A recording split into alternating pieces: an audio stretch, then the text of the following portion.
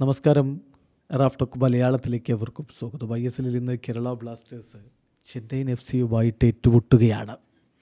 ഇനിയുള്ള 6 കളികളിൽ 5 എണ്ണമെങ്കിലും വിജയിച്ചെങ്കിൽ മാത്രമേ കേരള ബ്ലാസ്റ്റേഴ്സിന് പ്ലേ ഓഫ് സാധ്യത നിലനിർത്താൻ പറ്റുകയുള്ളൂ എന്നുള്ളത് കൊണ്ട് ഇന്നൊരു ജീവൻ മരണം പോരാട്ടമാണ്. ആരൊക്കെയായിരിക്കും ബ്ലാസ്റ്റേഴ്സിൻ്റെ ആദ്യ 11-ൽ നമ്മളൊന്ന് പരിശോധിക്കുകയാണ്. ഫ്രെഡി സസ്പെൻഡഡ് ആണ്, അപ്പോൾ അതുകൊണ്ട് അദ്ദേഹം ഉണ്ടാവില്ല എന്ന കാര്യം ഉറപ്പാണ്. അപ്പോൾ മധ്യനിരയിൽ ഒരു മാറ്റം നമ്മൾ പ്രതീക്ഷിക്കണം. കഴിഞ്ഞ കളിയിൽ നിന്ന് ഒരു മാറ്റം പ്രതീക്ഷിക്കണം. പിന്നെ പല സുഹൃത്തുക്കളും നോഹ് സെക്കൻഡ് ഹാഫിൽ മതി ഇങ്ങനെയൊക്കെയുള്ള അഭിപ്രായങ്ങൾ നമ്മുടെ കമൻറ്റ് ബോക്സിലൊക്കെ രേഖപ്പെടുത്തുന്നുണ്ട്. നോഹ് വേണ്ട എന്ന് പറയുന്നവരുണ്ട്. എന്തുകൊണ്ടാണ് ഇത്തരത്തിൽ ഒരു നിലപാട് 1-2 കളികൾ കൊണ്ട് മാത്രം എടുക്കുന്നത് എന്ന് മനസ്സിലാകുന്നില്ല.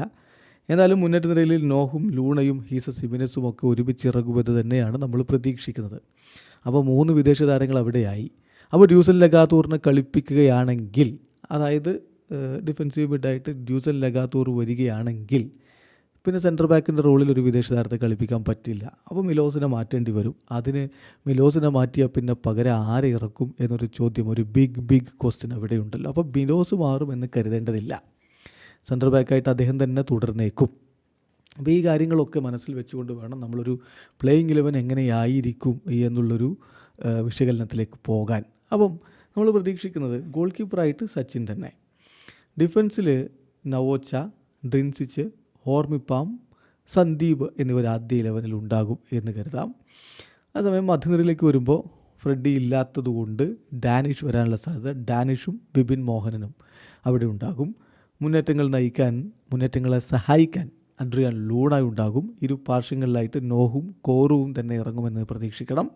സ്ട്രൈക്കറായിട്ട് ഹീസസ് ഹിമിനസും. ഇതാണ് നമ്മൾ പ്രതീക്ഷിക്കുന്ന ഒരു ബ്ലാസ്റ്റേഴ്സിൻ്റെ 11. നിങ്ങൾക്കൊരു പക്ഷേ വ്യത്യസ്തമായിട്ടുള്ള അഭിപ്രായങ്ങൾ ഉണ്ടാവും. അത് നമ്മുടെ കമൻറ്റ് ബോക്സിൽ രേഖപ്പെടുത്തുക. ബ്ലാസ്റ്റേഴ്സിനെ സംബന്ധിച്ചിടത്തോളം ഇതുവരെ ചെന്നൈയിലെ ഗ്രൗണ്ടിൽ വിജയിക്കാൻ പറ്റിയിട്ടില്ല. ആ ഒരു ചരിത്രം അങ്ങ് തിരുത്തി കുറിക്കണം. ചെന്നൈയിന് ഇപ്പോൾ അത്ര മികച്ച രൂപത്തിലല്ല പോയിക്കൊണ്ടിരിക്കുന്നത് എന്ന കാര്യം കൂടി ഓർക്കുക. ആ ഒരു അവസരം മുതലെടുക്കണം.